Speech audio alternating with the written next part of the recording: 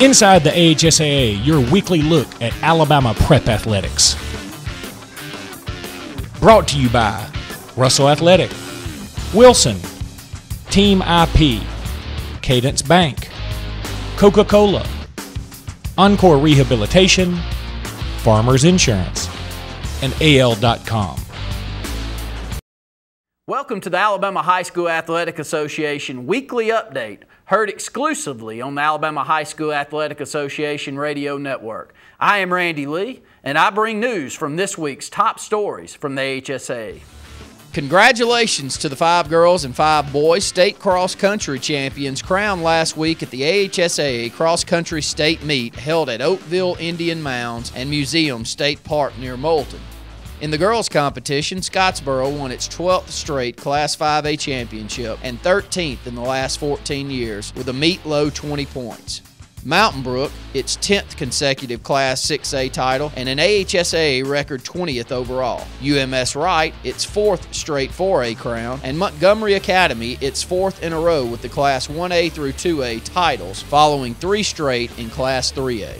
Senior Carmen Carlos became just the 2nd Class 6A girls runner to claim 4 AHSAA individual championships. In the process, Carlos set a new girls state meet course record with a winning time of 17:20:34. In Class 3A, junior Carissa Nelson clocked 18:47:42 to win her 4th individual state championship. With a chance to become just the 3rd girls runner to win 5 state titles in state history next year, Nelson cruised to the win by finishing 32 seconds ahead of her nearest challenger.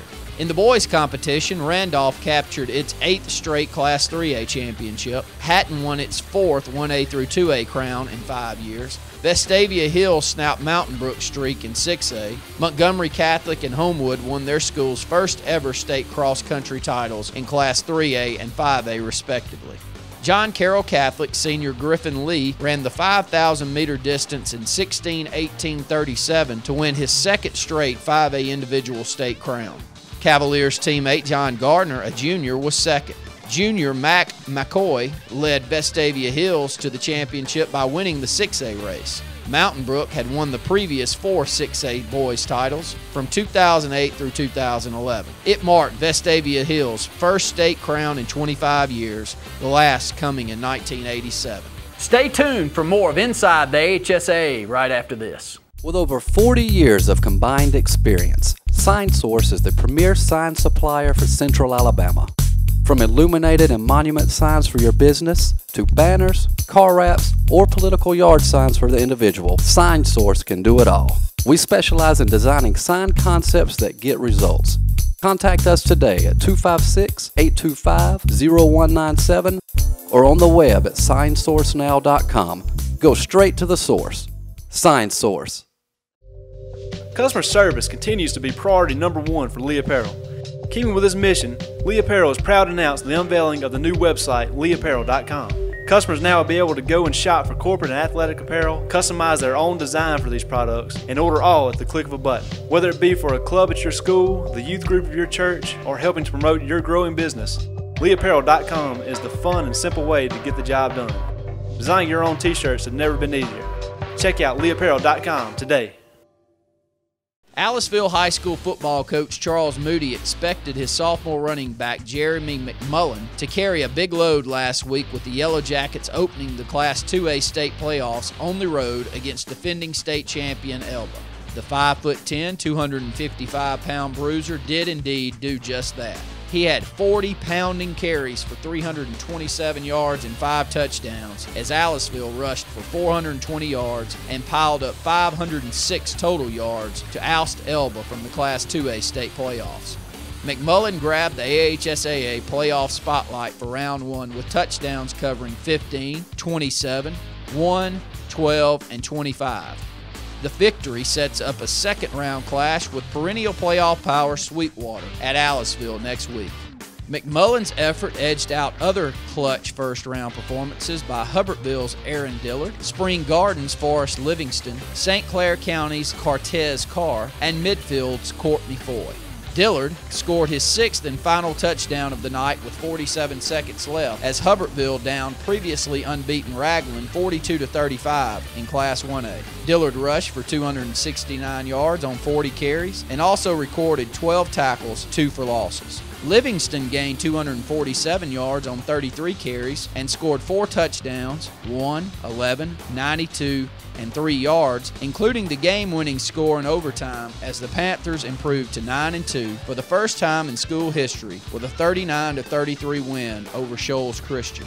He now has 1,833 yards rushing, a single-season record, on 262 carries and 24 touchdowns on the year. Teammate Tyler Morgan also had 130 yards on 19 carries and also an interception on defense to set up the game-winning touchdown in overtime. Carr was St. Clair County's workhorse. He used 31 carries to pile up 302 rushing yards and scored 4 touchdowns in the Saints' 44-36 Class 4A win over Alexandria. He also had 2 receptions for 70 yards. He now has 2,368 rushing yards and 25 touchdowns for the season. And Foy ran for 280 yards on 17 carries, caught 5 passes for 145 yards, and scored twice on long runs covering 70 and 55 yards as Midfield beat Gordo 35-14 in Class 3A. He had 425 total yards. Sam Riggs of Marion County was subbing for his brother Ben, Marion County's normal place kicker who was nursing a leg injury. Sam booted 11 of 12 extra points as the defending Class 1A state champion Red Raiders beat Meek 83-6. Marion County rolled up 621 total yards, 493 of those coming on the ground, and scored 35 points in the first quarter and 62 in the first half. The Raiders' 9 scoring drives in the first half took a total of just 18 plays, with 7 needing 2 plays or less.